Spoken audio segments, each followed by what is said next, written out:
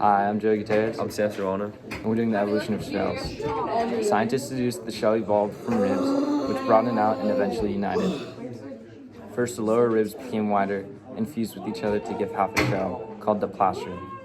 Then the upper ribs followed and merged with the spine, creating the carapace. Then the ribs started growing over the shoulder blades rather than sitting below them.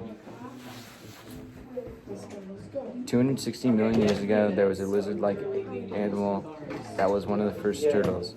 If you flip it over, you'd find that the flanks are bulging because its ribs are exceptionally wide, broad, and flat, reinforcing its underside. It's almost like the creature has half a shell.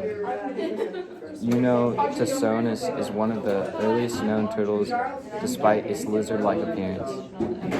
Paleontologists mostly argued that the shells evolved from bony scales called osteoderms, which are also responsible for the armor of crocodiles, armadillos, and many dinosaurs.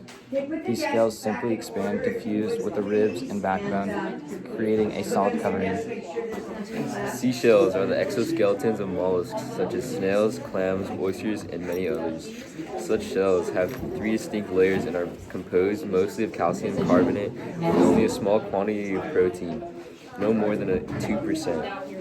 These shells, like typical animal structures, are not made up of cells, mantle tissue that is located under and in contact with the shell segments. Proteins and mineral extracellularly to form the shell. For these shells, proteins tend to bind calcium ions while guiding and directing calcification.